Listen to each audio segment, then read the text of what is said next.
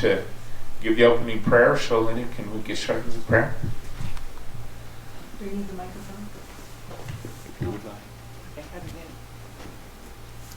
Holy Father, we thank you for the opportunity to further our education and to become involved in our local politics. We ask thee to guide us by thy Spirit, that we will know what thou would have us learn and what we should do. And we ask for this blessing in the name of Jesus Christ, our Savior. Amen. Amen. Thank you. Thank you. You know, could we? I'd like to do the Pledge of Allegiance, so if we could all stand and do the Pledge of Allegiance, I'd appreciate that.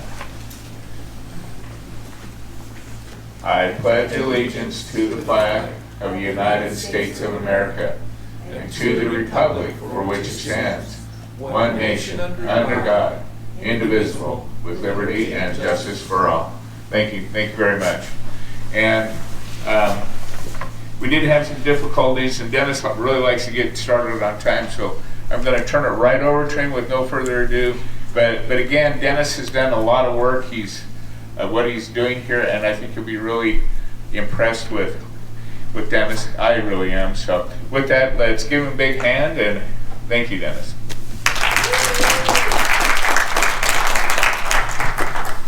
Good morning and welcome. For those that may be interested, you may know that Judy Mikovits, who's a doctor that worked with the CDC, NIH for many years, and has been blackballed by Anthony Fauci and others. She's involved. She wrote a book. This one is called Plague of Corruption, written by she and Kent Heckenlively. This is, you can take this. This is if somebody wants to take this, read it, bring it back, and give it to somebody else. Okay, it's a great book if somebody's interested. And by the way, those of you that know Carolyn and Tom, who are doing the Idaho Education for Children work, they obtained these. I've read these. These are very excellent if you understand the statistics behind higher education in Idaho and what's going on with the critical race theory in Idaho schools. If you want these, you're welcome to take them. No sense to throw them away. One plug. Just one plug because of what Dennis just said. Judy, Dr. Judy, she's quite infamous really, and she's actually going to be here at our Stand Up for Idaho meeting on March 16th. So it will be really good if we could get a lot of people here to hear her story. So I just wanted to say that real quick. This woman's been to prison for her beliefs and for her defying the NIH, okay? So you really want to spread that around and have your friends attend. Just a couple of quick notes. I do have pocket constitutions here. You're welcome to take one if you can afford a donation. I'm asking $4 on them, but take one whether you have the money or not, if you don't already have one. And by the way, you can get a copy of the Idaho Constitution also from the Secretary of State. They'll send it to you free. This includes also the Bill of Rights, the Declaration of Independence, and of course the U.S. Constitution. So it's pretty cool little deal. I've had this for at least 10 years.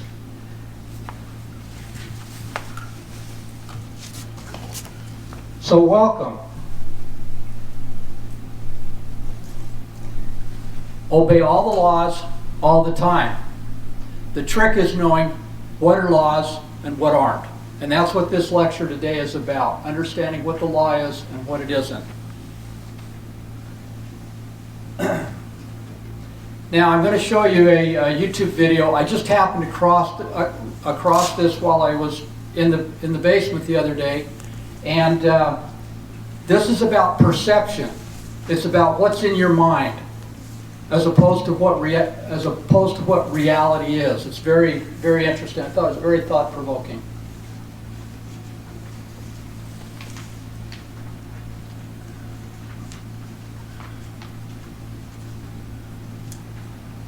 I'm not getting a. Oh, getting sound? Not getting sound. You have sound coming out of your computer?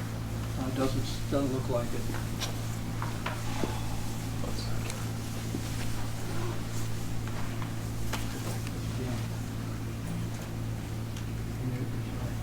Sounds on. on, it's full.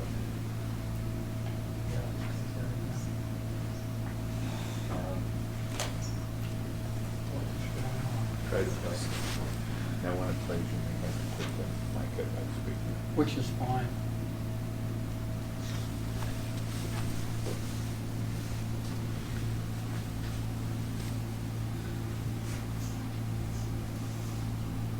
Well, I don't know. I'm not a tech. And I thought we had this all rolling. Sorry, guys.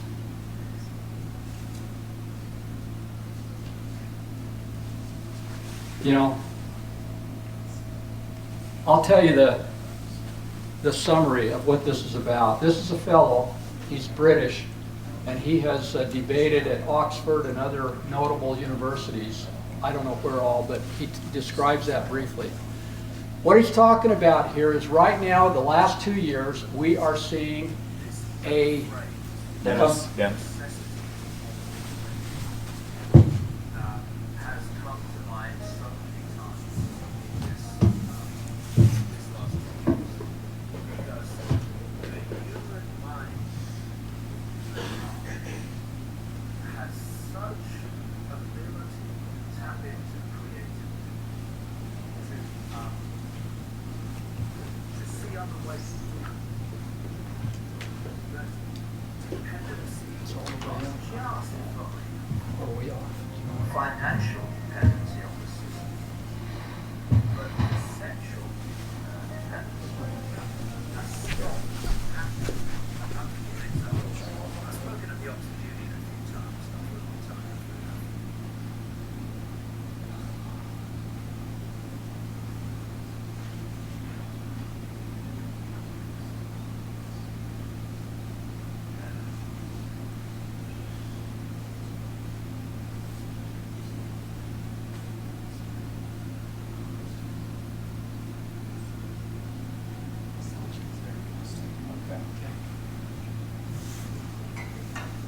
We're just going to skip it. Okay. That's too bad. It was very thought-provoking. Anyways, he says that over the last 2 years we have seen a complete paradigm shift. That previously all of us existed in this established order of what we call, somewhat erroneously, democracy. Because what we've created is a structure of indoctrination by our public officials and by the system that we live in. It's like, well, what we grow up in we come to accept, and we think that it's just reality.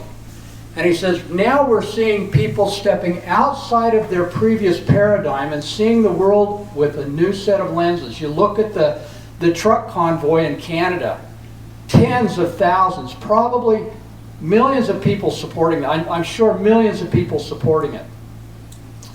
This revolt, peaceful revolt against the established hierarchy of government. And he says we need to step back and we need to view it objectively, and our paradigm needs to change. We need to accept that it's not a top-down dictatorship, that what people need to do is be personally empowered. And as communities, which is exactly what's going on with Stand Up for Idaho, and the movement that we see going on in Idaho today, is the community. We're not part of the GOP here. That doesn't mean we aren't members of the GOP, but this isn't the GOP here. These are individual citizens coming together for a common cause. What we all see as being an intrusion, an invasion of our private lives. And we're standing up as a community. And that's where the power needs to come from, is us as individuals in our private lives, and us as a community coming together to govern our own community. So, I don't know the guy's name. I looked, I couldn't find it. It's David Icke. Who? David Icke. Is that how you say it? I-K-E? I-C-A. I-C-K-E. Thank you. I'm glad you fit. Was it on the film that said it? I just recognized him. Oh, thank you so much. Someone shares a lot about him on me.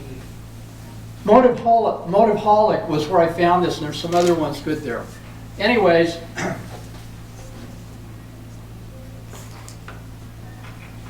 from what I heard, and he said this, he said if you put your hand in a pan of water and you turn on the heat, at some point it's going to get hot. What's the solution to that problem? Is it calling somebody in the other room to come turn down the heat? Or is it simply removing yourself from the boil? Well, the obvious answer is your self-determination yourself. That's the immediate solution, and it's frankly the only solution. Turn down the heat or remove yourself. And then I put two images up here. When we've been trained to do things a certain way and we don't step back and evaluate what's really going on, the real problem is the chain around our brain. It isn't necessarily even what's going on over in Boise. And that's what this lecture about today is. What is the instrument that connects you with the state?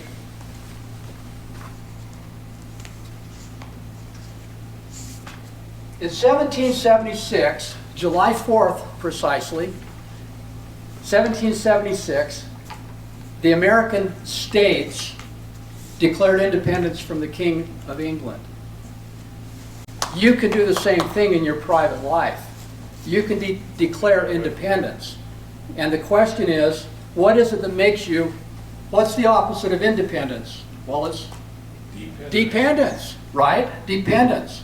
So when you take money from the state, you become dependent on the state.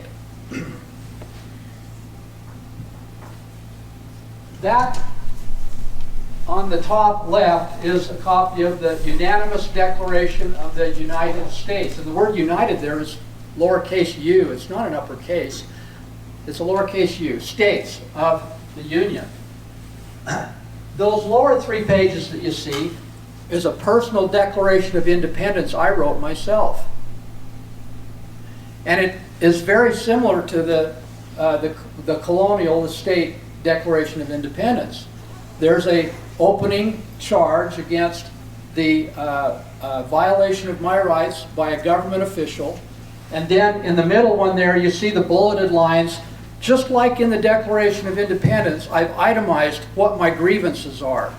Those are my grievances. And in the end, I make a final declaration that I am independent. Okay?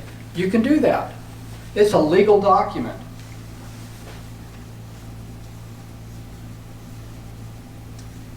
So am I independent of government guardianship? Do I want to be free and independent?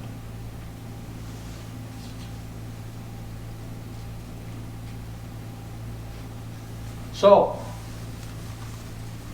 it's my belief that most of the ways that we lose our independence is through contracting with the government.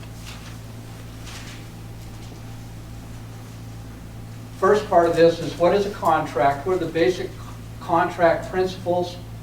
Going to talk about some examples of contracts we enter into. How do we go about challenging a bad contract or a contract entered into by fraud? Yes? Question. At the time of the founders, prior to the Declaration of Independence, they did the Fairfax Resolves to send that to King George. Then they came up with the Declaration of Independence, then the Constitution. Under that Constitution, what you're talking about as far as the contract, I understand that now, but was that the case at the time of our founding documents? Because as far as I know, we were citizens of the various states, not of the federal government. And obviously it's changed insanely now, but wasn't at the time of the founding documents, wasn't it done right? A good question. What he's asking is at the time of the founding, was the declaration done right as a matter of a legal declaration? But still, when you're talking about a contract, when you're still talking about a contract, to my understanding, we as citizens, the contract where we had our allegiance was to the various states, be it Virginia or Massachusetts or whatever. I know it's changed insanely from what it was then, but did our founders have the right, did they do it right? Your question covers a lot of different areas, which we're going to talk about somewhat here. And a good question about where does your allegiance lie? Does it lie with the state of Idaho, meaning Idaho, the Republican state, or does it lie with the federal government? And that's part of what we're going to talk about here, so it's a good question. Did they do it right? What they did is they did have a contract with the King of England, and it was they had allegiance to him. And it was because they were of British descent. They had come over as British subjects, Colonists, yeah. not citizens, but subjects of the king. And what they were doing now was terminating the contract. The declaration is a rescission or a declaration to terminate the relationship. But the Fairfax Resolves, which was Washington, Jay, and Jefferson wrote that. It was 96 points long, and it basically said, King George, we don't mind being your subjects if you adhere to what you said, and they named everything off where King George had gone off what he said. And they said, if you can't abide by what you said, then we're going to sever our agreement because you're not following what you said. Thank you. And you're referring to the Fairfax Resolve, which I'm not familiar with, but the principle is they made an administrative plea to the king. Yes. With that resolve. In legal function, that's what it was. We're making you are violating the terms of our relationship. We are petitioning you, please remedy the situation. And when he didn't, they Came up with a they created the Declaration of Independence. So that was a legal volley, which is what we're going to talk about here today. The king was under his responsibilities, he wasn't performing them. He was in violation of his duties as a king. They petitioned him. He either ignored them or he said, go fly a kite, and they eventually made a Declaration of Independence. That's how the law works. It's like playing tennis. It goes one way, then the other way, then the other way, until suddenly one of the two parties finally succeeds in their resolve. So, good point. So, we're going to talk about principles of law. Thank you. Good points you brought up. Contract principles, some examples. We're going to talk about how to challenge, which is what the Fairfax Resolve was. Right. Was a challenge to the contract. You're violating the terms of our relationship. 4, we're going to talk about objectives: protecting your rights, staying out of jail, and staying out of court. Okay? And that's what good documentation does. Good documentation puts the other party on notice of what your rights are and how you intend to defend them, and hopefully they decide not to go to court. And if you do go to court, you're prepared to go to court. Okay? And then finally, what are called boilerplate clauses to use in your communications. What are some things that you need to say in communications to protect yourself from being labeled or alleged to be a criminal? So that's where we're going with this. So the definition of a contract. This is a little bit of a hybrid because most of the definitions are so long. I tried to distill it down a bit. An agreement or a compact. So an agreement between two people or a compact between many people, intentionally entered into between two or more parties to do or to not do a particular thing. And each acquires the right to the other's promises upon sufficient consideration. Consideration is meaning I'm going to pay you or you're going to give me something in return. That's what consideration refers to. It's the payment or the delivery of the promised act, the breach of which the law provides a legal remedy. That's what a contract is in front of the law. So let's break this down a little bit. So The Constitution of the United States is a contract, and we refer to it as a compact because it involves a community of people. So the federal Constitution, the Idaho Constitution are both trusts. They're a special kind of a contract. It's a trust, and the government is the trustee. The trustee is the person who manages the trust for the benefit of us. Then we got purchase agreements, home mortgages, driver's license application. Oh, interesting.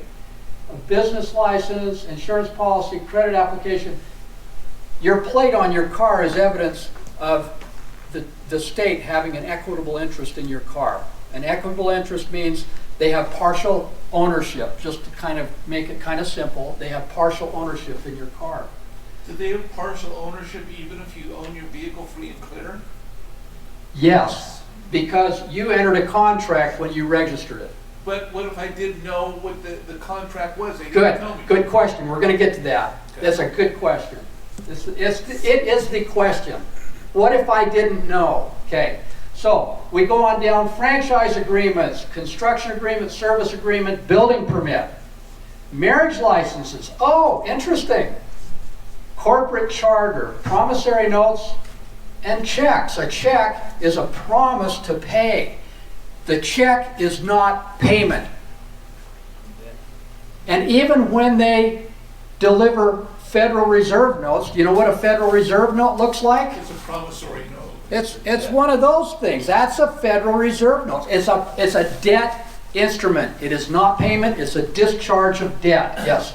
On the checks, especially the kind you have up there, if you look where you sign your name with a very good magnifying glass, Yeah. there's a clause in there. Yeah, there is. I've seen it. I have read it. I didn't see a real problem with the clause, but I did read it. In fact, somebody brought that to my attention last time I gave a lecture. So I went home and got out my magnifying glass. It was interesting. Yeah. It just looks like a But it's line. still something you can't read, so if you can't understand what it is, anyway, go on. Hey, Good point. That's where we're going with this discussion, yes. There's one very important contract on there I didn't see. It's the very first one we entered into. Your birth certificate. Yes. Yeah, well, I didn't want to get off on, but you're right, it is. That's called a bill of lading is really what it is. Yep. And when the woman gives birth to the child, she is delivering the child. That sounds like a commercial term, doesn't it? Down the canal. Okay, all To right. the dock. Good point. Okay, so the elements of a contract, we have two or more people involved in the contract.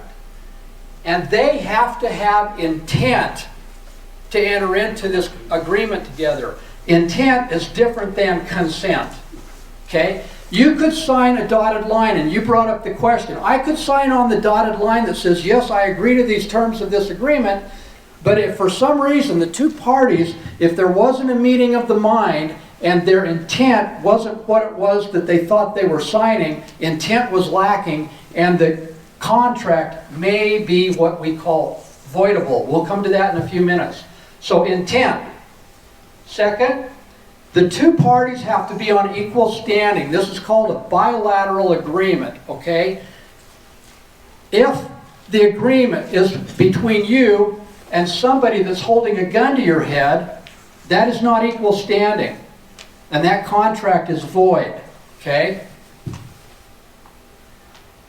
The two people have to have capacity, meaning they have to have intellectual capacity to know that they're entering into a contract and what it is they're entering into.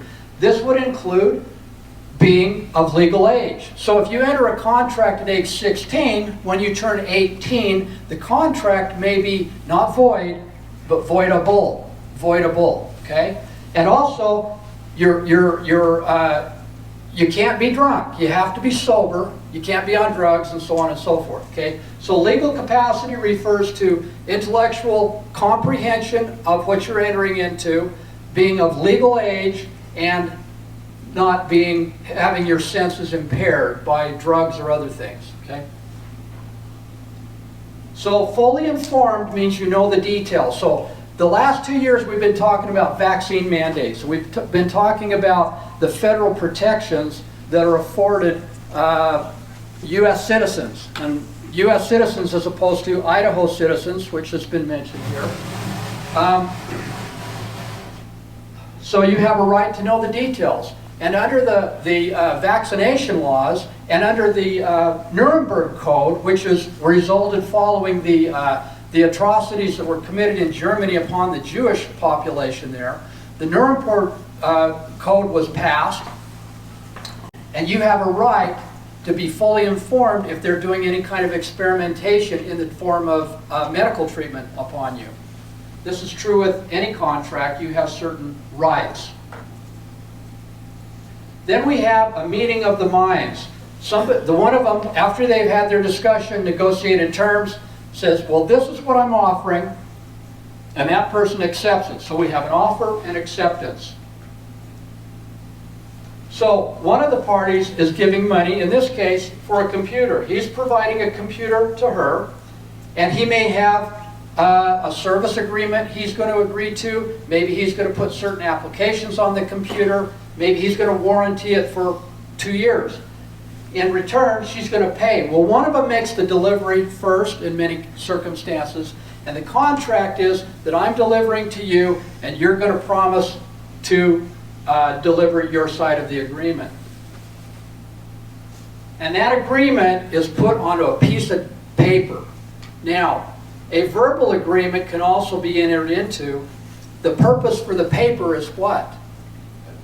Evidence. It's evidence of the agreement and the terms of the agreement. And then finally, we add consent.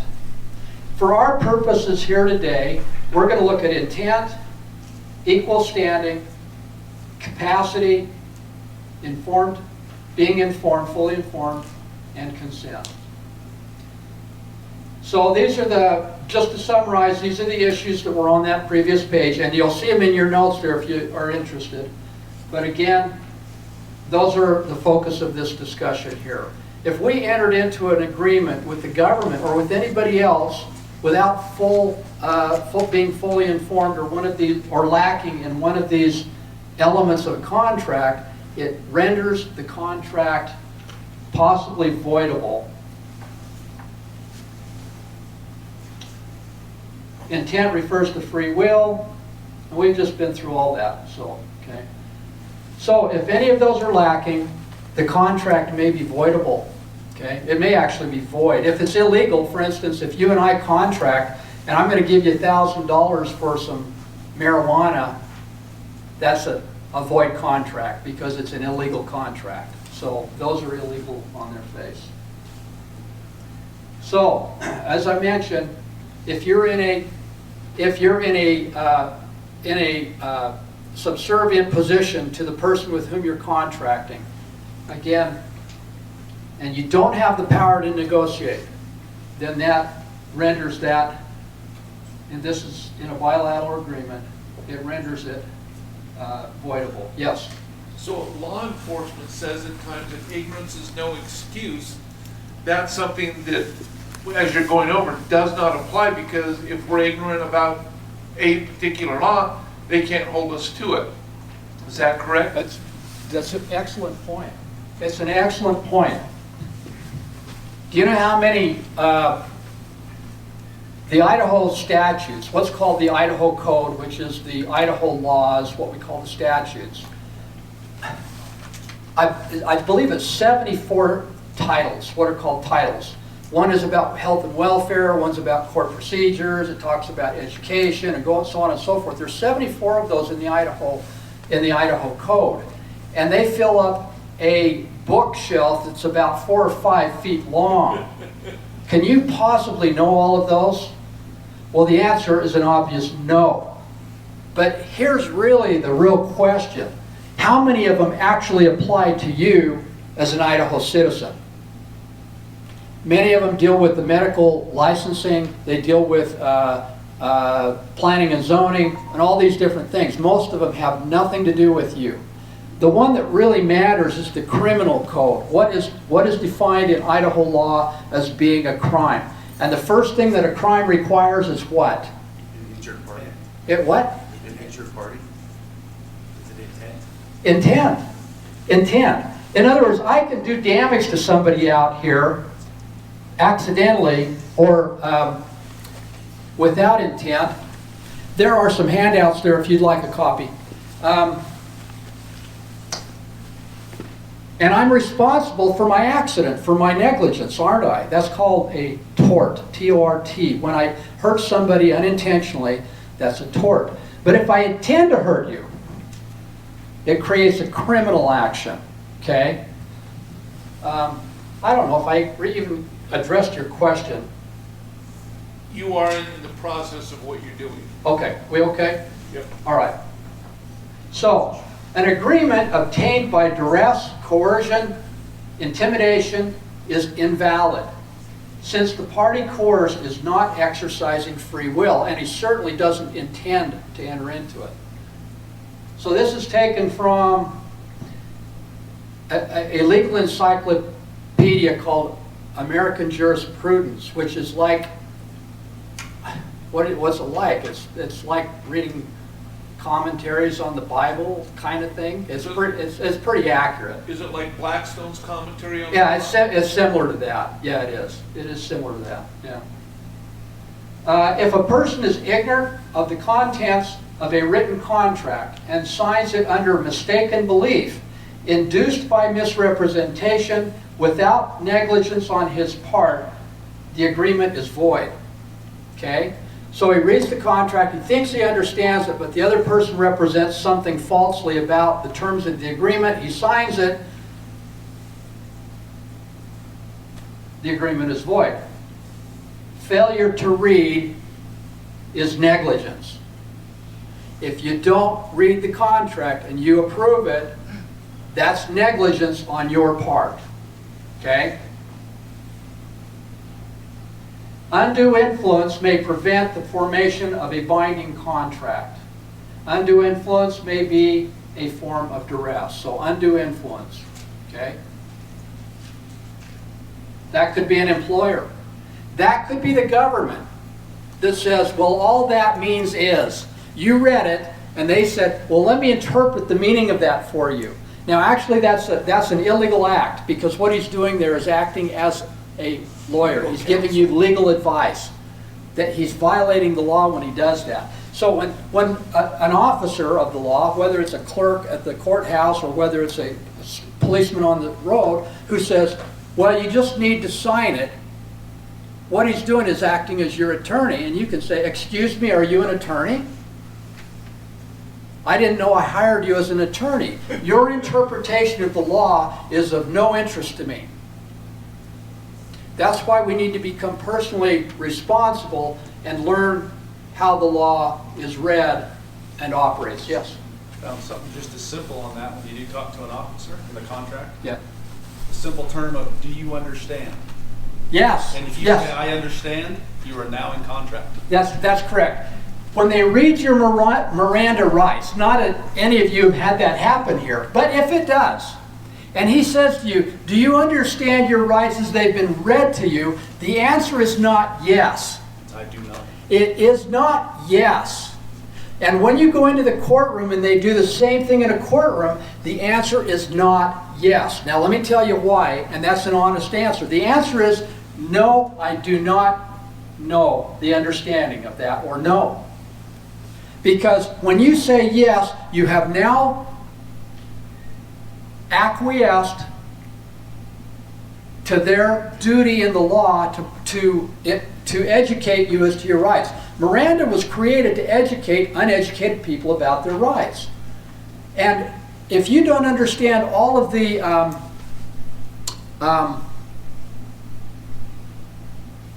ramifications of what they're saying, the answer is no. Okay? That's how you reserve your rights. When they ask you it 100 times, you still say no. The answer is still no. Or you say the question has been asked and answered. Okay? In a courtroom, when you've seen this on TV, when you saw him in the courtroom, well, Your Honor, the question has been asked and answered. I object to the question. When you're in an exchange with any officer of the law, and when I use the word officer, it's a very broad meaning. It means anybody that's an employee or a representative of the law in any nature, that person is acting as an officer of the law. When you're in an exchange with an officer of the law, it is what is called a quasi-judicial proceeding. In other words, he's using certain judicial thoughts in his mind even to confront you on the issues that you're discussing with him. You need to think of it as a quasi-judicial proceeding. They are not your friend. Professional advancement for a policeman relies upon them finding crimes and prosecuting crime, and they're going to assume that you're a criminal until proven otherwise. The American way. How I had that explained to me was, if you understand, it means you're below them. And I've heard that, and there's probably some truth in that. I've heard that interpretation. You understand, means you're lower than me, I have authority over you, and now we're going to proceed with this on their terms. Yeah. I think that's an interesting concept. I have seen it. And that's an interesting concept. It's a very simple word that we all think we understand. Yeah. But then you end up entering into a contract just because of one word. One word is so true. Yes, Brian. Dennis, so my understanding when, let's say you sign up for a cell phone, or a simple service, if they have 10 pages of microscopic boilerplate, just the fact that you're supposed to read that a lot of courts have said, well, that's also avoidable because no one can be expected to read 20 pages of. That's very interesting. Now, let's suppose you do sign it and move ahead with it. We're going to talk about that here today. Good point. Everybody hear what he said? That some courts will look at, some courts may not look to that. I don't know. It depends on the judge and how he feels about it, because a judge has a certain amount of discretion. Whether or not he should, I don't know. But they do, yeah. Oh, I was just going to say almost all courts, like Boilerplate, or what do they call it? Websites, there's a name for it, I can't remember. Anyway. Terms and conditions. What's that? Yeah, your end user, whatever it is. Agreement. Yeah. Almost every court has decided that if you do it, then you're taking the risk that you've read it. So, I think. According to what I've studied on law, the assumption is that you've read it. Or if you didn't, you were negligent in not reading it. Doesn't mean there aren't courts. And strategy plays a big part in this, okay? Strategy plays a part. So there are cases I've seen won because the court said, yeah, this is nonsense. You know, the judge did. Okay. Whenever parties are unequal and one possesses superior knowledge over mastering influence and the other weakness, dependence, or dependence, the presumption is that the transaction is invalid. The strong party must show that no deception was practiced or undue influence used, and that everything was fair, open, voluntary, and well understood. So, what are some forms of superior intelligence that might take place?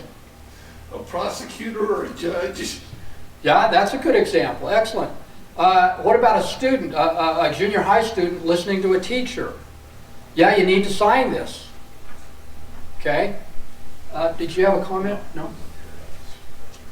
Okay.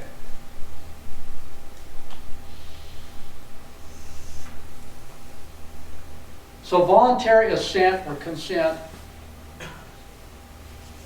but even if you sign it, your intent must have been to enter into the agreement and the terms of the agreement, unless you, again, neglect that. So, a contract entered into without intent, equal strength, capacity, fully informed, legal, being legal, and consent is a void or a voidable contract. Okay, I'm going to talk about some quick examples of contracts now here. The principle is you compromise your rights every time you sign a document. When I sign a personal check, what is it that I'm giving up? I'm giving up the claim for the money that's in the bank, is what I'm giving up. And that person has a claim on that money now to that degree that I signed. All those different things. So, online adhesion contracts, which we've talked about now. When you hit I agree and accept, this also includes electronic signatures. So, I'll tell you where I got started in this was 1992. Kathy and I had bought a piece of property down near Shelley, and we were planning to build a house. And I had an acquaintance who I bumped into, and they said, well, you know, you have to get a building permit. And I said, what? So I'm pretty naive. This was, you know, I was 32, I guess, 32, 34, something like that. And you know, you talk about having legal capacity. I was pretty dumb. And this guy said to me, he says, well, you have to have a building permit. And I says, why? I bought the land, I paid for the land. And he says, well, because the county has rules and regulations on that. You can only do that a certain way. You have to have their permission. So, I assumed that what he said was true. And he says, if you want to learn about this, I'll tell you about a guy that teaches you about common law rights. You had a comment, sorry. I've owned a construction company for 40 years, had to deal with the building and all that kind of stuff. And for up here in Idaho, I can see why it's necessary. Down where I came from Southern California, we have the Uniform Building Code, same thing across the U.S. Up here, like you said, I own the property. I'm going to turn my pole barn into an apartment building. And the electrical wiring, plumbing, drains, all that kind of stuff, if you do it that way, is not up to code. And that can present some problems, even though you're doing it yourself on your own property. There can be some real problems if it's not done to code. So, that's the debate. He presented it very well. Most Americans, many Americans, I'm not sure what the percentage is, many Americans believe that you have to build it with the government's permission and that you have to build it to code. I'm not arguing that here.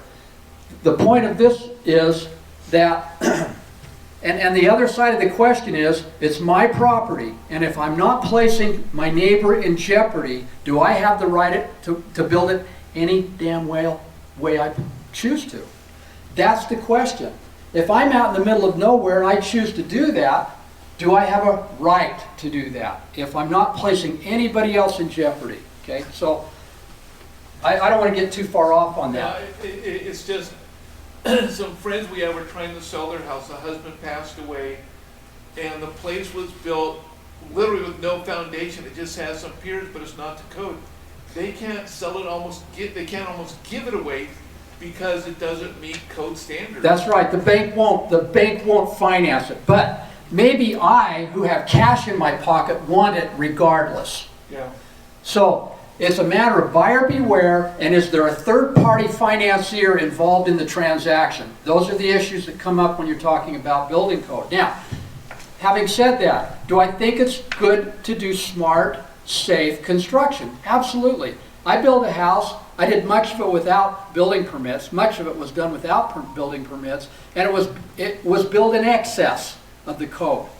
Now, there was a dairy, a family down in Texas. I've looked and looked for the article I found on it. It came in the Compost Register many years ago, where there was this family that built a dairy complex down there in Texas.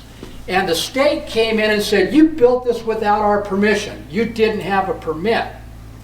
They sued them to demolish the construction. They went to court. The dairy lost a trial. They appealed it to the Texas Supreme Court. And at the Texas Supreme Court, the family brought in photos, documentation, evidencing that they built everything at least to building code standards. And the court said, this is a safe construction. Whether or not you had a permission to do so, you've built it within the law and to protect your neighbors. And they let it stand. That was a Texas Supreme Court case many, many years ago. I can't find the article. I've looked and looked for it. Anyways, so here's what I did. This guy that told me about this, I went and took a class from this guy on common law rights. And he said, well, what you need to do is make sure that you're within the requirements of the law. So I went down and I got a copy of the building permit, the building permit application. And my object was, number one, was to preserve my rights. under the law. And number two, I was going to try to make it so they refused to take my application for the permit. I really didn't want the permit. What I wanted to do was, it's a maxim of law that if you make an offer to pay a debt and the creditor refuses your payment for some reason, the debt is considered paid. Follow that? No. No. If I owe you money and you're collecting interest on it, and the terms of our agreement do not forbid me from paying you back early, and I walk into you with payment, Okay. and you refuse my payment, that law is considered payment of the debt. Got it. Okay? So that's what I wanted to do with the County Planning and Zoning Commission. I wanted to go in there with this application, and I wanted them to refuse it. So this is what happened. Oh, I didn't, there's my house we were going to build, okay? So this is a form of government licensing, and it is a contract. So I got a copy of the permit, and on the bottom of the permit it had 67 IC 6511. I'm not sure that's the exact reference, but whenever you get a document from the government that claims you have a duty, it's going to have reference what Idaho code they're relying upon in making its allegation against you. When you get a citation from the state for a traffic violation, it says the number of the statute. So I took the number off of the permit and I went and I studied the statute. And what the statute said on it was, yeah, you have to tell them where you're going to build it. You have to give them a rough drawing, and it didn't have to be professional, of what you're building. You could just build a square. You could, basically. And then I looked at the building permit, and on the building permit, and then you have to sign your name, that what you said is true. So, okay, but it is a contract, because you have to sign your name. Okay? I looked at the building permit, and the lower 2/3 of that building permit was extra legal.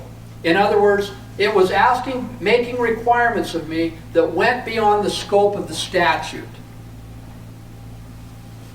The statute asked for 2 or 3 specific things, and then the building permit had about another 10 requirements on it. In other words, the building permit exceeded the authority that the law gave it. And those are called extra legal. So, I took my red pen and I ran lines through all of this is called an adhesion contract. Adhesion contract means it's a boilerplate contract. It's the same thing they give to everybody. When you go online and you're signing up for Amazon or whatever it is, and it tells you the terms of service, that terms of service is same to everybody in the room, right? That's an adhesion contract. It's a boilerplate contract. Well, I took my red pen and I ran lines all through that adhesion contract. And then I signed it. And over my name I put UCC 1-308 without prejudice. Now we'll get to that, and it's in your notes anyway. And if you don't have notes, there's notes over there on that chair if you'd like a copy. So, by the way, using the designation UCC 1-308 does you no good if you don't understand what it means. Intent goes to the validity of any contract, including the terms that you set forward against your opponent. So when you're trying to reserve your rights on an adhesion contract and you sign your name and place over your name the designation UCC 1-308 without prejudice or reserving all rights or something like that, and you don't know what it means, guess what? It doesn't mean anything. And if a judge gets you in front of you, what does that mean? And you say, well, guess I'm holding on to my rights. Well, that may be accurate, but if you don't know what that means, it won't do you any good in a court of law. Okay? So, I did that, signed it, UCC 1-308, and I handed it to the clerk. And she says, that'll be $100, please. and I handed her a $100 bill. She took my application. I didn't want her to take my application. I was hoping that my scratching up her contract would get her to refuse to take my offer. That's what I was hoping would happen.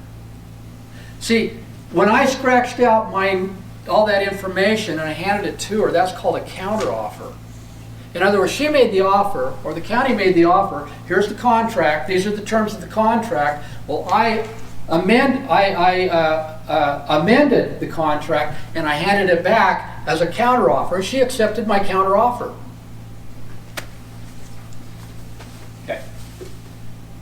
In that little journey, Dennis, did you ever find out you bought a lot, right? I bought an acreage from a friend I grew up. Have you ever looked into what lot means? That's a good question, and I've looked into stuff like that. Yes, I'd be interested in pursuing that. You never own your land, no matter how much you pay for it. Lease of tenant to the bridge. I don't doubt that. Yep. I've investigated it. Unless you do certain paperwork. That I believe. That I believe. You do not own your land on it. You give them $20 million for an acre. You still don't own it until you do the proper paperwork to release the lot, the lease of tenant. How do you find that proper paperwork? That's something later date. Yeah, that's another discussion. In fact, this goes to a different topic. It's what's called allodial title. Allodial title is how the king owns his land in England and how he owned the colonies prior to independence. Allodial title means nobody has a claim to it but me. And I've heard arguments on that, and I'd be interested in pursuing that, but that's another day's discussion. Thank you. Is why it's called law. Yeah, that's very interesting. Or parcel number and things of that nature. Right? What it is a commercial. It's like the birth certificate. It is evidence of commercial status. Is what it is. It's evidence of commercial status. You beat them and they never lie. So back to this just quickly. You'll see that it's a good faith offer. So, as I mentioned earlier, I owe money to Jason here. I come over to Jason, I offer him the money, he refuses the money. I have made a good faith offer to settle our obligations. Okay, that's called a good faith offer. And when I went into the building office, that's what I was attempting to do. So, adhesion contracts with the state. These are some governing principles. A state agent, that means the public official, his actions cannot exceed the agency's authorized powers and rules and regulations. So when they added 2/3 of a page to that building permit, those clauses exceeded their authority under the statute. Do you follow that? That his actions have to fall within what the law provides. The next principle is this. The agency rules and regulations cannot exceed statutory limitations. So if the statute limits his powers to certain things and he goes outside of those, he's acting individually, and it's a criminal act actually. It's actually considered a crime. Statutory authority and powers cannot exceed constitutional limitations. So when the governor makes an executive order. It's not a statute, is it? It's not legislation. No. It is an administrative order. It's an executive order. But it must comply with the statutes, and the statute must comply with the Constitution. The only way to get an answer to that question is to defy that order, and for him either to take you to court or you to take him to court and get a judicial decision on it. That's how it's done. And what they're doing up in Canada is just exactly that. They're defying Trudeau on his executive orders. That's how the game is played. And then lastly, public officials must perform duties which are non-discretionary. I contend that what Governor Little has been doing the last 2 years is frankly non-discretionary because he's violating the science, he's violating the laws. I believe it's non-discretionary, but the only way to do that is to go after him in court. So, let's just take another look here at a couple of Define different... that term, Dennis? What? Non-discretionary, will you define that term? Oh, good. Okay. Non-discretionary, what does that mean? If a public official has a duty that he must perform in a particular circumstance, that is called non-discretionary. I'll give you an example. I had a young man that had called me and I was helping him with a case in Utah a year ago, and I'm not an expert, but I probably knew more than he did, and he was willing to call me, and we worked together. I helped him on the deal. But anyways, in this case, he was challenging the jurisdiction of the court. He was saying, this court has no jurisdiction over me in this circumstance. That is called a challenge to jurisdiction. And he motioned for the court to rule on that, and the judge never ruled on it. As a matter of law, a judge has no discretion when that question is raised. The judge must rule on the jurisdiction of the court. It must. And he didn't. There's a remedy to that, but it requires more litigation. But the fact of the matter is, he could have ruled on that and had that case thrown out based on the judge's failure to rule on jurisdiction. Anybody have a question on that? Maybe are you okay? Does that help? All right. Okay, so another adhesion contract. You go to the hospital, into the emergency room. The key here is having a strategy. Now, I learned some new things just over the last 2 days I did not previously understand about this. Okay? So it's helpful to do some extra research. The hospital is licensed by the state, and they're bound to certain rules by contract. They are in an adhesion contract relationship with the state to do certain things.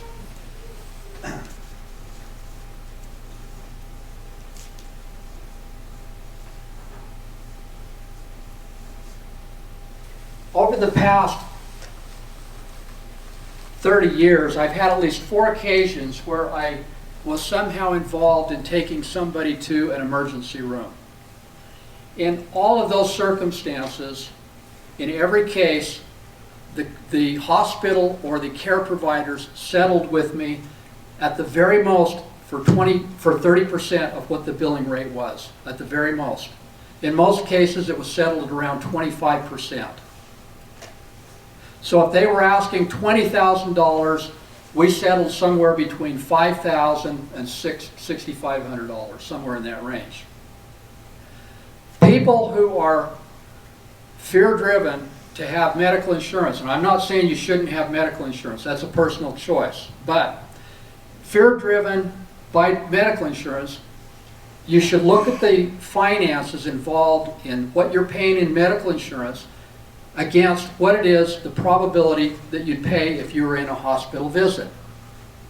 Now, most accidents that we hear about that are emergency room visits, many of them are accidents that occur in a car. And there's insurance connected with traveling on the car. And why do you need to double insured for that event? If you've got collision insurance on the car and you're worried about that for the reason of having medical insurance, you might consider that. That's double insured. Okay? And that's okay. Again, that's just a personal choice. My view is save the money, create a nest egg or a reserve fund that you use to negotiate with. Some of the negotiations I've seen settled, a person who is a friend of mine, I helped them on this, they had a bill for $12,000 that they went into the hospital during COVID, and the bill was $12,000. I told them how to send the letters. You talk about documentation, this volleying back and forth. They sent the bill, they sent a response, sent another bill, sent another response, and in 60 days, the bank took 25 cents on the dollar. 60 days. Now I've got one I'm working on now that's been 2 years, haven't heard from the collection agency for a year. okay? I don't know where that'll go. I'd like to pay the bill, settle, negotiate, and settle, yes. I did that in 2015. I broke this risk in 3 places. I had a bone that was floating. They quoted me $40,000 to operate on it, in it. And I said, I don't have insurance and I will pay cash. So what's my price now? And they took it down to 10. 25 cents on the dollar, okay? I think that's a very common occurrence when that happens. Now, the hospital will say, well, we want you to apply for state aid on this. Why would I want state aid if I can negotiate it out myself? Whenever you take state money, there's always terms attached to it, okay? So, in the hospital, first of all, let's see, just real quick there. Yeah. Okay, in the hospital, I refuse to sign their financial terms agreement. Now, I may sign the agreement, but I do it with the reservation of rights when I give them authority to do the medical services, okay? But you do it under reservation of rights. Everybody knows what a reservation of rights means? Anybody? Reservation of rights means that when you're signing the adhesion contract, while you are entering into them on this contract, you are reserving the right to challenge the individual terms of the contract. And often a way to handle that is after you leave the exchange with your opponent on the matter, the following day you can draw up your reservation of rights and you can mail it to them, return receipt. Certified mail, return receipt. You have evidence that you sent it to them, okay?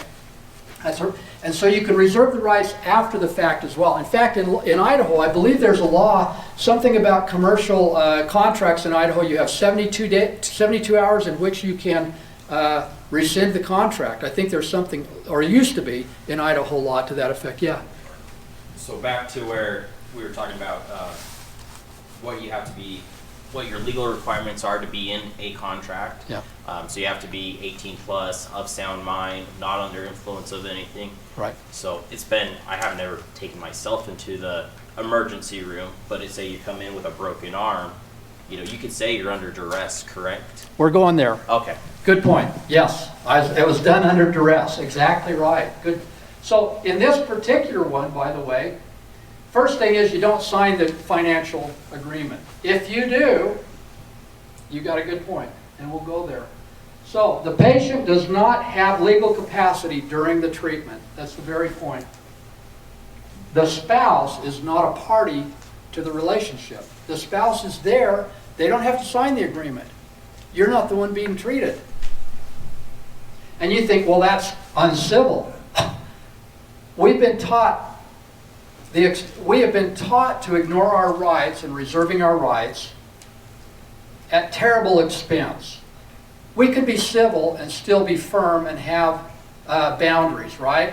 We can have boundaries without surrendering our rights. That's what it's about, okay? So, in this first paragraph, I've reserved the right to negotiate fees. Then, a demand for itemization of the bill. Release of information is prohibited. In other words, I prohibit you from releasing this information to any other parties without my express consent. Okay? And then finally, again, reservation of rights here. Reserving all rights and waiving none. And then one clause that states this handwritten page governs the terms of the agreement if there's any contradiction between their agreement and my part of the agreement. This is a counteroffer, right? Something like a counteroffer. Okay, if you do sign by mistake, Jason brought it up, you can revoke the signature and rescind the agreement, but you must do so within a reasonable period of time, okay? Within a reasonable. If you're coming out of the hospital, it may be reasonable to say that I've been sick for 2 weeks after the hospital, but you want to do it as soon as reasonably possible. So when you're sitting there in the emergency room and they're saying, sign this, sign this, sign this, you basically, as well as possible, try and look at if there's a financial agreement and say, oh, I'll sign this but not that, and then you try and get Well- past the gatekeepers to get your arm taken care of? You know, yes, if they need you to authorize the treatment, yes, sign it, but do it under reservation of rights. Do not give them carte blanche authority to do anything they want. Can you sign it in any way beyond sending the next day return receipt, a reservation of rights? When you sign, do you sign something like John Smith, reservation of rights? Yeah, reserving all rights or reservation of rights, UCC 1-308 without prejudice. Yeah. And we're going to come to that. If you look in your notes here, you'll see a page that has all those UCC designations in there. No, that's a good question. Okay, send your letter ASAP following the event. Now, my opinion is if when in doubt, go the extra mile. Provide the extra documentation. If you're in doubt, provide extra documentation. Don't leave it to chance. So the hospital is licensed by the state. The ER is prohibited. Now, this is what I found in my research that I mentioned earlier. This was something I didn't understand, so I went and looked it up. The ER room can refuse you service if you aren't being admitted by a doctor. I don't know what their thinking was in that, but if you aren't being admitted either by a medical professional or by a doctor or something, they can refuse to admit you. But they cannot refuse admittance on a discriminatory policy. In other words, if you can't pay the bill, or if you're black, or if you're Jewish, or if you're male, white male, they can't refuse that to you. You know that's a discriminatory class now.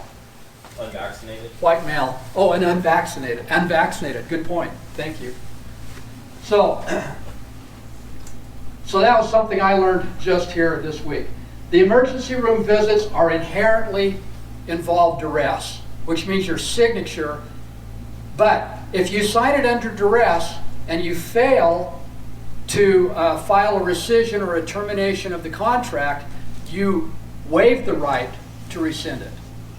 Rescind means to terminate a contract. It means to go back and say, for some reason this contract is invalid, or for some reason I'm backing out of it. Okay, that's what rescission is, or rescind. Okay. So, if you sign it under duress or something like that, and you don't, after the fact, go back and formalize your objection to the signature, you lose the right to do so.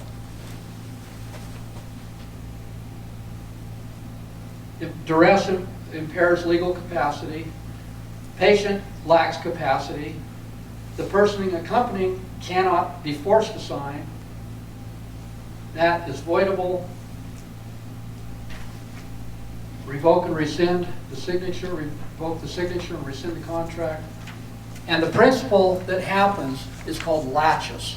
If you refuse to act in a timely manner to rescind the contract, laches grabs onto you. In fact, you've heard of the statute of limitations, right? That if you hurt somebody in a car accident and you only have 2 years in which to sue that person, that's the principle. It's called laches, and they put it into the statutes and said you have 2 years or whatever. That's the principle. You have to act on it in a timely manner. So once the contract is voided, there is no contract. And personally, I believe that if somebody's provided you with a service, you have an obligation to pay them. And I want to pay them. But it needs to be on terms that are agreeable to both parties. Let's see here. Okay. This is where I mentioned, this is type. Now, this is what you do. This is what I was mentioning. You want to go to the title itself. This is Idaho Code Title 39, Health and Safety, Chapter 13, Hospital Licenses and Inspection. The emergency treatment by a hospital is not required. Discrimination, though, is prohibited. And then jump down. Emergency or first aid services and care shall not be refused to any person by reason of race, creed, national origin, or financial ability to pay thereof. Now, in the Idaho Constitution, when you read the Declaration of Rights, it doesn't talk about it does talk about religion, but it broadens the scope of that protection, and it uses the term creed.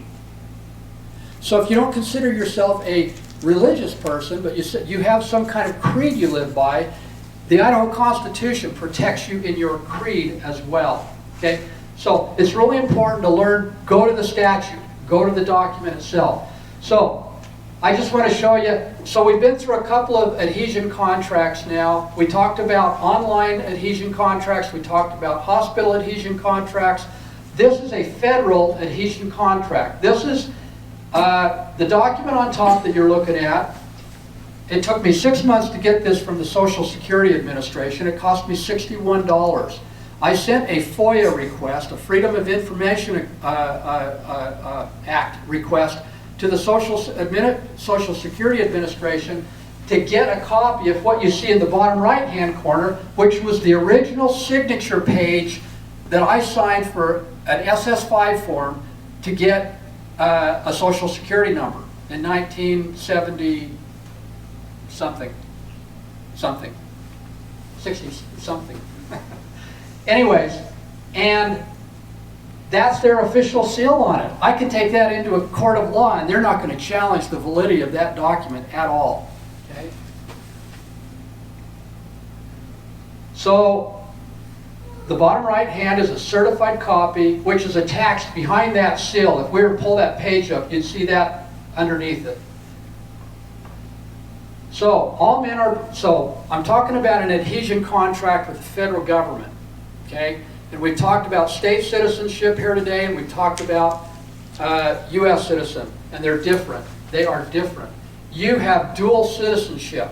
Now, most lawyers will argue with me about that. They'll say, no, you have one citizenship. But there are court cases, and I can give you the court cases that say you have, first of all, state citizenship, and then federal citizenship. American citizenship attached to state citizenship. One came from the other. And when people back in 1800 left the country and went somewhere else, they were viewed as citizens of the United States of America, and that came by virtue of them first being a citizen of Massachusetts or New York. Okay? So, all men are by nature free, including acquiring, possessing, and protecting property. You have a natural right to work for a living. The question is, does the federal government have the authority to attach your wages? And the reason I got this certified copy from the Social Security Administration was to challenge that. They claim they do, I claim they don't. Okay?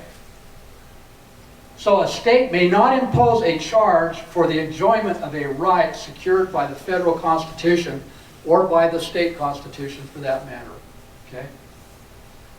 The Social Security number is a grant or a privilege that comes from the federal government, and that grant attaches and that grant comes with certain obligations that attach to it. It's the Social Security number, I suggest, that creates that obligation. So, here we go. The principle, it isn't a law if it requires your signature. If I go out and I take a rock and I throw it and I hit somebody and I cause them harm or damage, do they need my signature to prosecute me? No.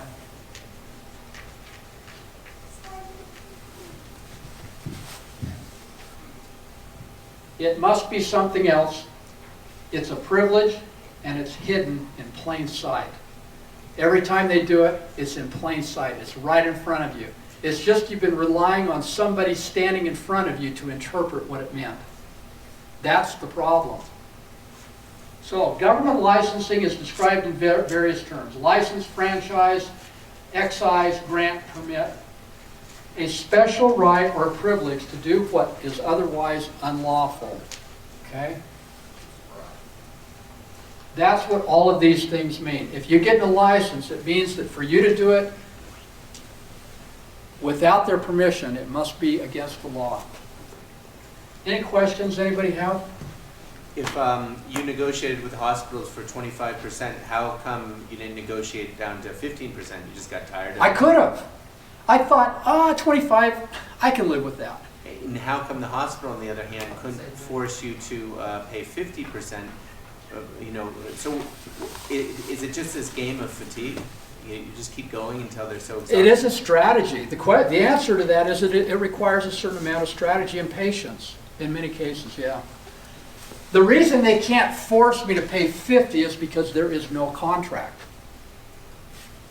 There was no meeting of the minds. So you could really go down to 5% or 1%? You could do anything you want. You know, let your conscience be your guide. Really is the bottom line. Let your conscience be your guide. If all you can afford is 10%, offer them the 10% or 5%. I mean, that's a yes. I just mentioned the hospital would have remedies that they could go to. For instance, unjust enrichment doesn't require that you have a contract. What happens is if you benefit somebody else and they didn't pay you for that benefit and there was some expectation of remuneration that they were going to pay you for it, then they can force you to pay for it. But when you get to that point, it's no longer a contract that you're paying for that you've agreed to pay the hospital for. They'd have to go to court and have to show that their services were worth that much. And they would go back and forth, and the hospital has to decide whether or not the expense is worth it. But there are other alternatives the hospital could go to. So there is leverage on both sides for each person to agree to something, because if the hospital doesn't agree to it, then they could come after unjust enrichment. If you don't agree to it, then they take the chance of going to court and not getting very much and having to pay attorney's fees. Yeah. So strategy plays into it, using some common sense and understanding enough of the court system to realize that. The fact of the matter is if you owe them $2,000 and it's going to cost them $6,000 to litigate, I mean, what's the chances? Probably not very likely, but I'm not relying on that. The fact is, though, if you make, in fact, we'll get to this in a minute. I need to show it to you. Yes. Do you know where Social Security came from? Who invented it? Who claimed it, said we need to do it? I know that initially it only operated upon federal employees, and it primarily was in the District of D.C. and dealt with soldiers and postal service and things of that nature. The origin behind that, I don't I know. heard Teddy Roosevelt's the one who enforced it. Yeah. And it scared everybody. He was talking to federal citizens, federal employees. Federal employees, yeah. He didn't say that. He just said, you need to get a Social Security number or you don't get a paycheck. Yeah, and in the debates in Congress, it was very specific. It was about federal employees only. I have read the congressional hearings on it. It was very specific to that. Hence the vaccine mandates. Okay, Federal employees. let's keep it short. I want to get to these clauses that we add to our communications because that's important to understand. Yes, Jane? Going back to the healthcare issue, if a hospital is required to treat somebody regardless of financial ability, why do they, is it legal for them to sell their debt? Yeah, their business. Any business can sell their debt. Again, that's a contract, and it is based on intent and their free will to do so. So I would suppose that, yeah. Oh, you mean like selling it to a collection agency? That's a good question. Mortgages, they can't do that. Mortgages have to give informed consent to the mortgagee, and that's a completely different topic, but that's a good question. I don't know the answer to that question. I don't know. Good question. I mean, if a hospital has a foundation, a nonprofit foundation that's supposedly going to cover any losses, then selling the debt, I would think, is not a legal procedure, because if people can actually, and I don't know of any company or entity that would actually go into contract with that, if they knew that the individuals could actually rescind their consent. Many commercial transactions occur because people are either ignorant of the law or they recognize the ignorance of most people regarding the law and they take their chances. So they turn it over to collection agency. Fact is the matter, if the collection agency sues you and you go to court, but this is a different topic, I'll keep it real quick. If you walk into court and they're filing a suit against you for a debt, They must come in there with a person that was originally involved in the creation of that debt in order for them to bring evidence into the room. That's called the basis for the evidence. For instance, a police officer comes into court on a traffic ticket. He has to come into court in order for the evidence of that citation to be entered into the record of the court. In other words, he is creating the foundation for the evidence to be brought in. He's going to either give an affidavit or he's going to testify to the facts as he believes they transpired. That evidence cannot just arbitrarily be submitted to the court and accepted as evidence. It has to come in based on somebody's testimony. And that's what an affidavit is, or that's what his personal appearance in the court is. Okay? If you do the same thing in a debt situation with the collector, they have to bring in the person that originally executed that agreement with the person that owes the money. And they have to bring in the original documentation that supports it. That's what's called evidence, and that's what creates foundation for the evidence to be brought into the court. So a collection agency, and that in fact is what happened with this one hospital exchange that is still open for me, is that they had two collection agencies involved in it, and I was very affable with both of them, and I said, just produce for me the contract. Produce the evidence that you're relying upon in claiming that there's a debt here and that I've agreed to that debt. They never did. And then they said, well, we're going to turn you over to reporting services as being whatever you call it. And I said, well, be careful with that because that's defamatory and you may be committing libel in doing that. Okay, yeah. Before it goes to collection, though, almost every doctor, ambulance, hospital will take payments of $25 to $50 a month towards paying off your debt. Happened to my brother, happened to my son. They have to do it interest-free now. Pardon me? They have to do it interest-free. My dad was interest-free on the surgery. Okay. And that's a good point. I appreciate that. The question is, are they charging a fair fee for what they're doing? And if you're going to go onto a payment schedule, make sure that the fee is still fair. If it isn't fair, don't make the payments, because if you're making the payments, you're agreeing to the terms of their contract.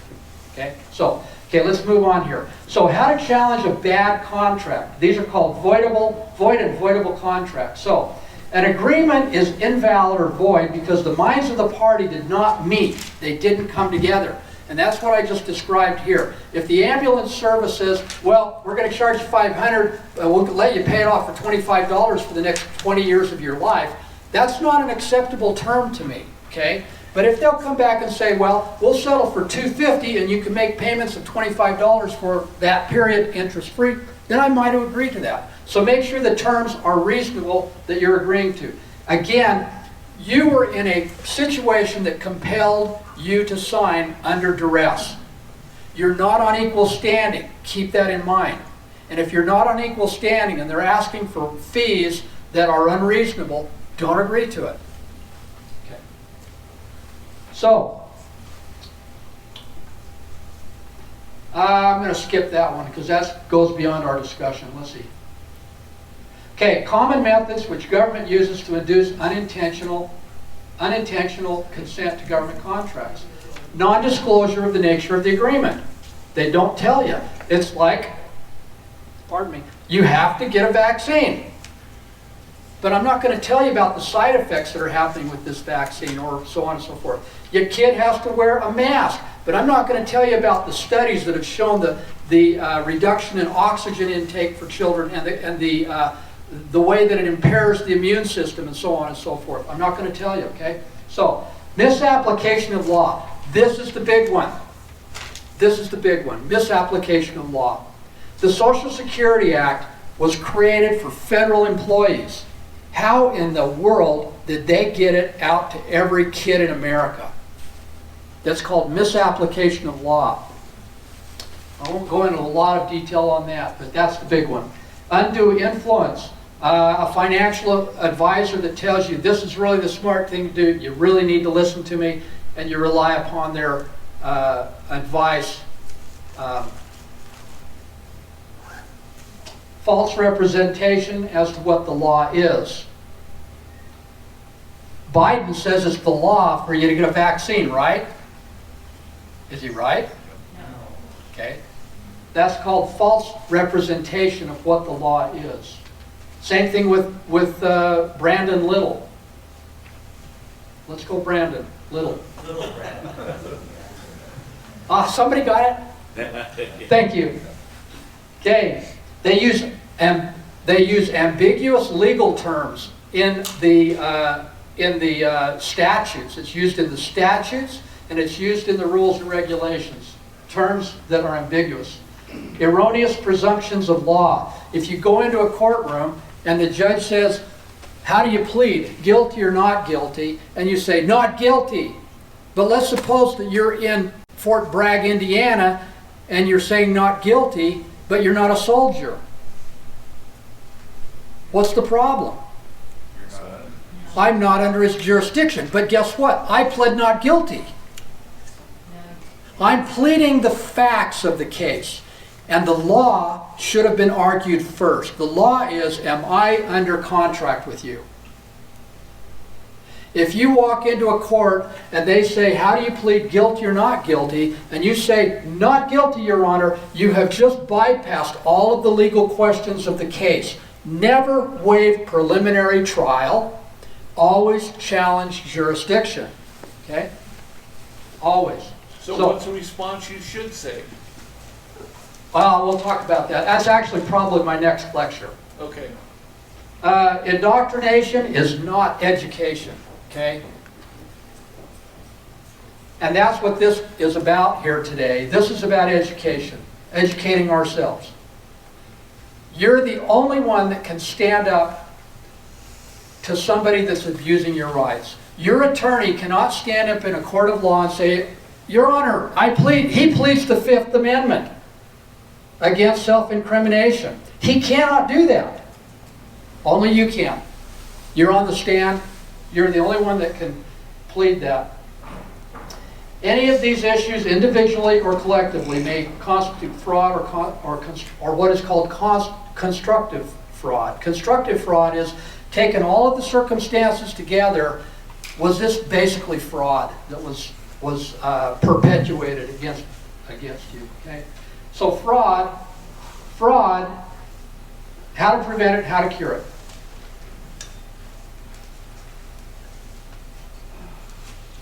Okay, in Idaho we have a section of the code that's called Statute of Frauds. And what it is, Statute of Frauds is a weapon of defense. It does not presume a contract to be valid just by signing it or by agreeing to it. For instance, if you sell a piece of property in Idaho or anywhere else, and there isn't a document with signatures on it, the court will not take jurisdiction of that case, to my knowledge. That's included, and I think in Idaho, $2,500 transaction and higher requires a written document with signatures on it. That's part of the Statute of Frauds. Fraud is intentionally misstating facts for the purpose of inducing another, in reliance of your lie, to part with his property or his rights. That's what fraud is. And it's a crime. Now, the interesting thing about fraud, and we talk about the statute of limitations, there is no statute of limitations on a fraud. None. If you were defrauded of something, and you don't find out for 30 years about it, you can still rescind that contract. You can still rescind it. Okay? You didn't get your Social Security number. Right, that's correct. But the key is, the Social Security number, for all of your purpose, this is just an interesting question and you don't know the answer. So if anybody were to say, when did you learn about this? Say, well, I've heard stuff about it, but I really didn't know, so I didn't know what to do with that information. So play ignorance on that point, okay? So, okay. Misrepresentation, on the other hand, is merely an untrue statement of fact. Misrepresentation. It's a lie, but it's done innocently, okay? No harm, no foul. You didn't hurt anybody. Well, in the case of a contract, though, if they're taking your money, there is a foul. But let's, for example, if your 16-year-old buys a car, and they do it under contract with terms to pay, and they turn 18 years of age, can they rescind the contract? Yes, they can. Do they have to return the car? Yes, they must. If they keep the car and receive the benefit of the contract, then they must continue in the contract. That's the way rescission works. If you're receiving benefit, you must surrender the benefit.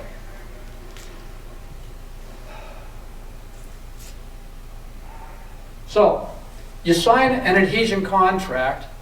There is provision in the Uniform Commercial Code, UCC 1308, and this is how it reads: performance or acceptance under reservation of rights. A party that, with explicit reservation of rights, performs or promises performance, assents to performance in a manner demanded or offered by the other party, does not thereby prejudice his rights reserved. Such rights, words as without prejudice, under protest, work. Okay? But you must understand what it means for it to work. And these are some examples, and this is in your paper there, okay? Okay, the objectives: protect your rights, protect your property, stay out of court, stay out of jail. Okay, that just is simply a restatement of the Idaho Constitution's protection against, the protection of your right to contract. That's what this is. I'm going to jump through some of this real quick because we're beginning to run out of time. Now, the government cannot unilaterally convert a right, the right to work or the right to contract or anything else. It does not have the authority to change a right into a privilege. Why? Now, a privilege is something that the government gives upon which it can regulate and upon which it can levy a tax. That's what a privilege is. Okay? A right, they can't do that. So, there we go. This is taken from Murdoch versus Pennsylvania, 1943. A state may not impose a charge for the enjoyment of a right secured by the federal Constitution, and by law extends to state constitutional protections as well.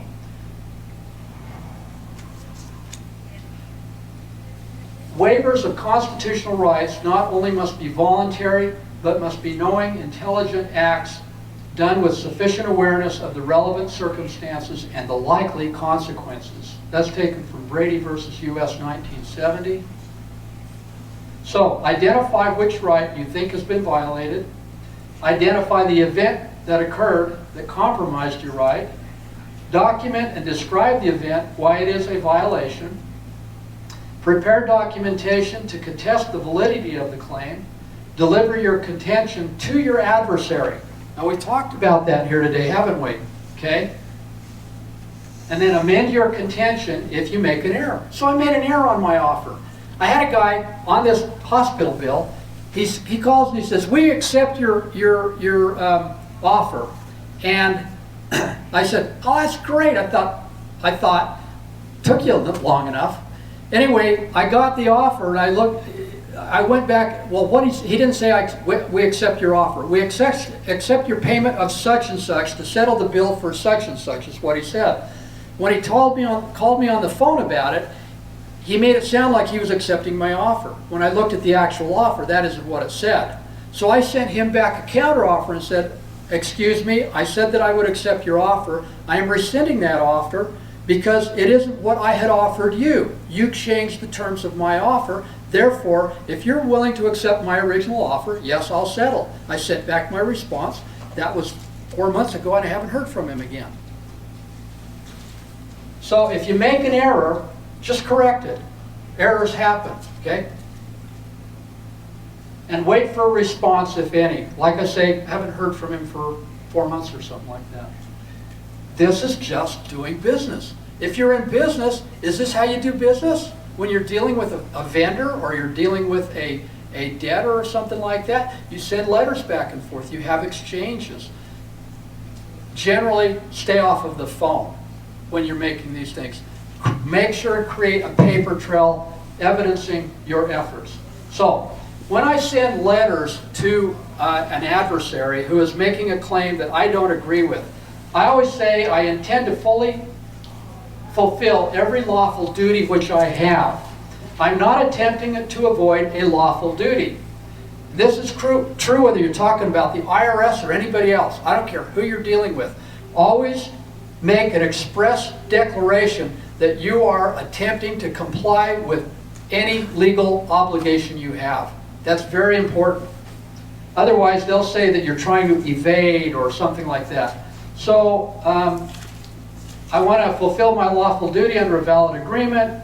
Provide me with this is really important. If they're making allegations, for instance, in the Social Security one, the first letter I said, please provide me with the statute upon which you rely for me as a Idaho citizen to have a Social Security number to use it and pay the Social Security tax. They sent me back a form letter that didn't answer that question at all. They said the Supreme Court has said that you have to be involved in this. They didn't tell me what Supreme Court case, by the way, and they didn't tell me what statute. I sent them another letter and said, you must have misunderstood my question. What I asked was, please provide me with the statute that requires me to do such and such. And guess what? I got back another letter from them, just like the first response. Identical letter. No difference other than the date.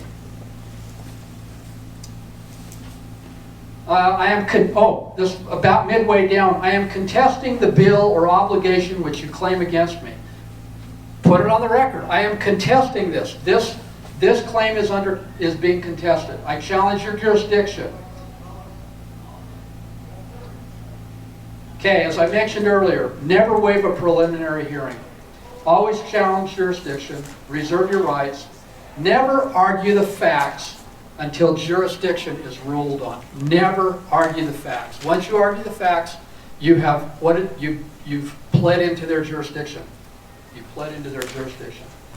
Learn to shut up, invoke Miranda, and never argue with a guy with a gun. Okay? Invoke Miranda. Okay? Now, this is a citation. Demand that your demand that your adversary identify the law upon which they allege your duty. We just mentioned that with Social Security. And you'll see there on the right, the statute sections are referenced. They're 49, 4511, and 49 something else, okay? So, what I do is after I have the document, original document, I find the statute references, and then I go to the code. I locate the Idaho code reference on the citation or the form, and then you'll notice on a traffic citation, the middle sentence there, the officer will write the title and section and a brief description of the infraction. It's not a crime. It's an infraction. This is not an Article 3 court when you go to traffic court. It's an administrative court. Okay? And you gave jurisdiction when you got a driver's license. Okay? Because he'll ask you, you got a driver's license. So one of them there is a fictitious display of plates, and the other one is failure to register the motor vehicle. Neither of which, both of these were on in this particular case. This was before I know the things I know now. This one was fully registered, and it had a license plate on it. But this is interesting. So you look at the citation, you go to the code. You go to the Idaho code, and this is what you'll find. You'll find a listing of it, and I've cut out most of them, but you'll see the highlighted one. There's motor vehicles, 49, and if we go to 49, under 49-456, guess what? This was a pickup. This was a, I don't remember, Nissan pickup. But if you see the red there, it says all-terrain vehicles, utility type vehicles or motor. I don't see a car there anywhere, do you? So this one is thrown out, first of all, because it was registered, and second of all, because this has nothing to do with cars or pickups. So it's, you'll win on technicalities like that sometimes, bizarre things like that. 49-401 is motor vehicle trailer or semi-trailer and others. So that's step 3, is you go to the statute. Step 4, ask the question, does this law conform to constitutional limitations of government? And as you study, you'll come to question more and more things about what really is the law that applies to you. does this law protect or violate my inalienable rights under the Idaho Constitution? Or, in red, was I under contract? And then 5, prepare your defense if you determine you have one, and go respectfully to court to win. Consider strategy, not just the law. Okay? Okay, this was a pickup trick, as I mentioned.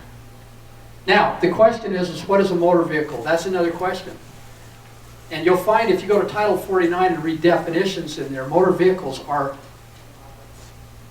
vehicles that are registered to the state and that are engaged in commerce for hire.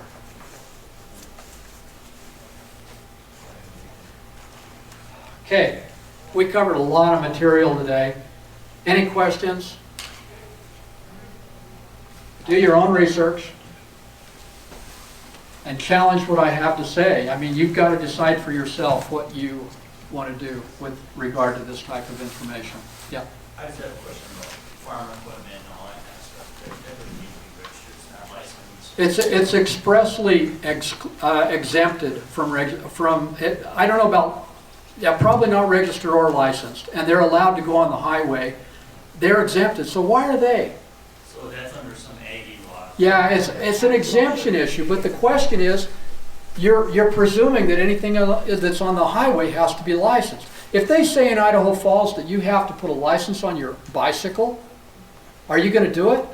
Well, most people are. They're going to say, well, it's the law. Well, they told me to put a mask on. Excuse me? What's the difference? Be a critical thinker. Challenge and question the laws. I firmly believe that most of the laws in the Idaho statutes have nothing to do with me.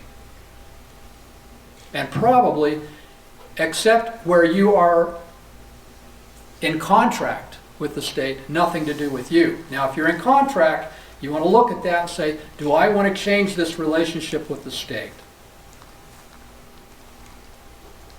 That's why it's the marriage license that allows them to come into a home and take children out of the home because they're homeschooling. Now, today they don't do that, but when we homeschooled a long time ago, they were doing that kind of crap. And they may do it again. So it's the marriage license and the birth certificate and probably the Social Security number. I don't know where but all of them have certain obligations that attach to them. Okay. Any other questions? Dennis? Yeah. A little clarification. Yeah. I think if I was to ask everybody in here if they're a U.S. citizen, they'd raise their hand. Dennis might not. I won't. Now, I will ask the question, what do you mean by that? the next question is, if I asked everybody if they're an American citizen, would they raise their hand? They probably would. Yeah. Is that correct to do that? I'm not afraid to say that I'm an American citizen because the Federalist Papers, if you go to the Federalist Papers, the term American citizen is used throughout the Federalist Papers prior to the Constitution. And what I would refer to myself would be probably an American national. See, an American national. If you look at your U.S. passport, it says, are you a U.S. citizen or an American or a national? And the national doesn't compromise anything. The ambiguity of meaning of many of these terms, I have to admit, it's hard to get your head around. And so U.S. citizen is a no. But I would ask the question to them, what do you mean by U.S. citizen? And if they say 14th Amendment a citizen, I'd say no, absolutely not. If they say statutory citizen under the U.S. Code, I'd say absolutely not. Those are absolutely nots. I'm not a territorial U.S. citizen. I'm not what is typically thought of as a U.S. citizen, what we commonly think of as being a U.S. citizen. When you take U.S. citizenship, the real reality is you've got to go in and know the words if you're going to go into court, and you need to understand what your personal status is. So, yeah. So there's back to this court thing where they're asking, do you understand? And you say, no, I don't understand. I understand what's behind that. In a practical circumstance, where does that go? So you sit there and say, no, I don't understand. No, I don't understand. And then the judge looks at you exasperated, and then what goes on? They can't go forward. And then at a certain point, does a bailiff come and just... Well, so let me explain really briefly about how that works. When you go to court, you never go in and appear generally in the court. General appearance in a court is a declaration of status that you accept the jurisdiction of the court, and that the only thing that's being challenged here is the facts of the case. When you go into a courtroom proceeding, you go in and you appear specially. Specially has the express meaning that you are there for one purpose, and that is to challenge the jurisdiction of the court. Specially is for the purpose of challenging the jurisdiction of the court. That's very important. At what time is that question asked? You know, you can actually answer that. You can actually challenge jurisdiction even after you've lost the case. It's a very, very powerful principle. They can go through anyway, just to suffice, you can challenge it even after the case is over. Challenge jurisdiction. They can go, it's what's called a collateral attack. You can attack the judgment based on lack of jurisdiction, that they moved forward with that case and made a ruling without jurisdiction, and an appeal court will overturn that case. Okay. Thank you for your attention.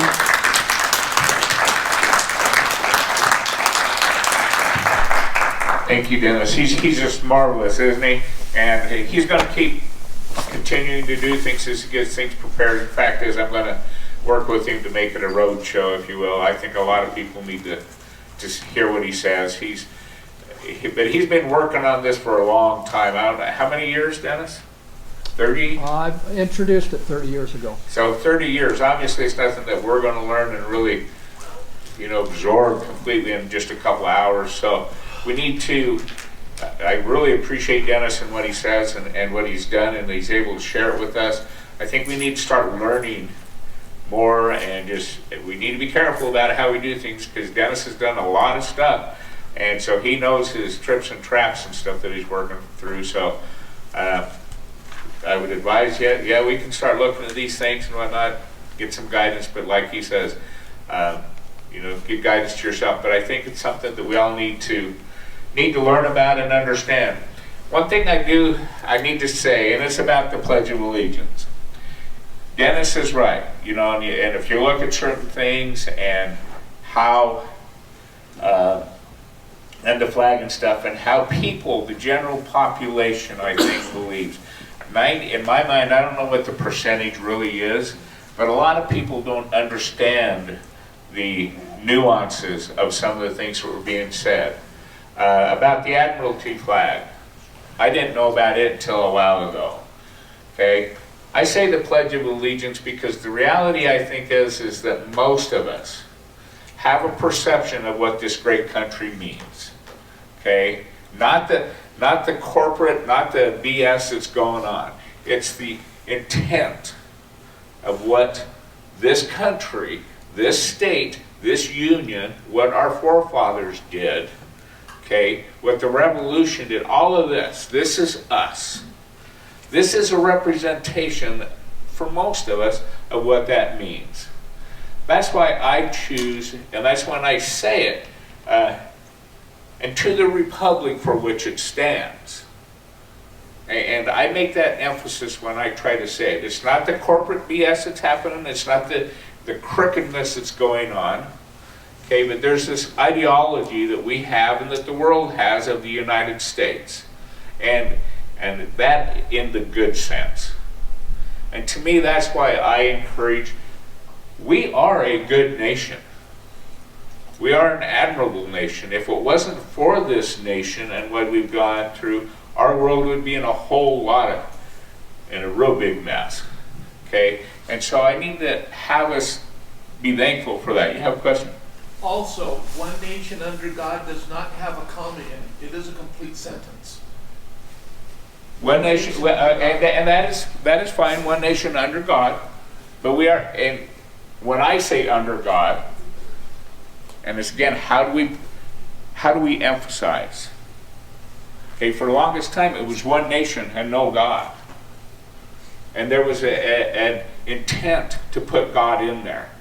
And when I say this one nation under God, and from my respect, under God to them, okay? So, again, I'm not a grammar person or all of this, but I do view us as, I view the flag and the pledge and those type things as something that, a perception that a lot of us have. And so that's why I ask that we do that. That's why I say that we pledge allegiance. It's not to the issues that we have, but it's to the ideology that we have. So, and with that, Dennis, he's wonderful. And I really just ask everybody to give him one more big hand, and he wants to say something.